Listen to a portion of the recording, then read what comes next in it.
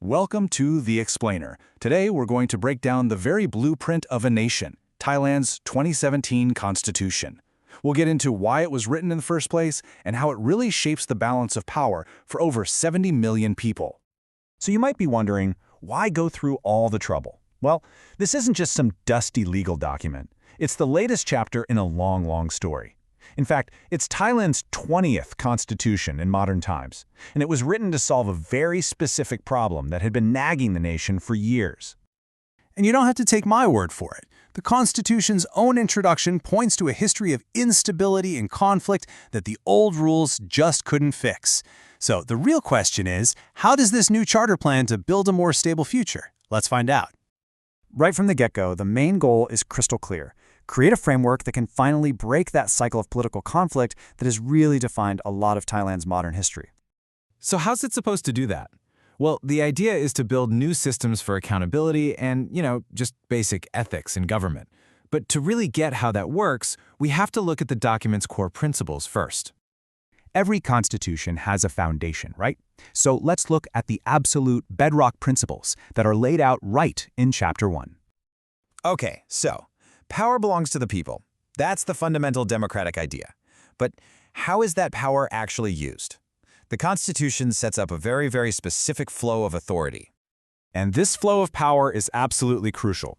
It establishes that while, yes, the sovereign power comes from the people, it is officially exercised by the king, who then channels it through the three branches of government: the legislature, the executive, and the courts. And here's the kicker. This document is the supreme law of the land, the ultimate rulebook. No person, no other law can stand above it. Period. Now that we have that foundation, let's look at the specific role of the monarchy. Okay, Chapter 2. This part defines the specific constitutional role of the king, which is, as you can imagine, totally central to the structure of the Thai state.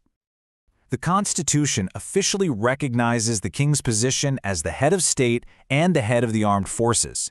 It also enshrines the monarch in a position of revered worship, which basically means the institution is inviolable, or, in simpler terms, above accusation. Now we get to the heart of any constitution, the relationship between the people and the nation. And this document really presents citizenship as a kind of two-sided coin. So on one side, it guarantees all these fundamental rights and liberties, but on the other side, it clearly spells out the duties required of every single citizen. It's a real balance of what you are given and what you are expected to give back. And finally, we have the machinery of government itself. This section gets into the nitty-gritty of what the state must do for its people and how it's built to actually get it done.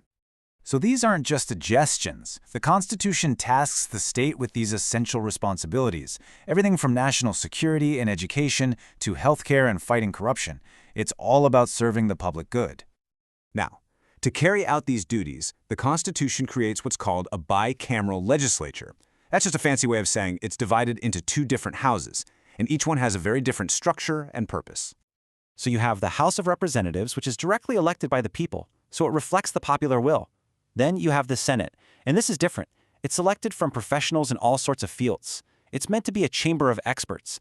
They are to review and really scrutinize the laws. So, let's lock in this number.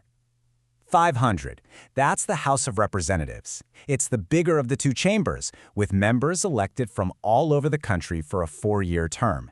This is the House that's designed to be directly responsive to the voters. And the other number to remember, 200.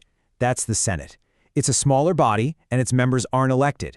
They're selected to serve a longer 5-year term, providing a totally different kind of representation, one that's based on experience and expertise, not a popular vote.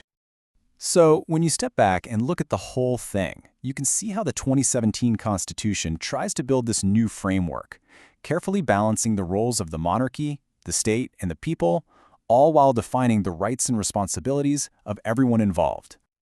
And that leaves us with one final thought, doesn't it?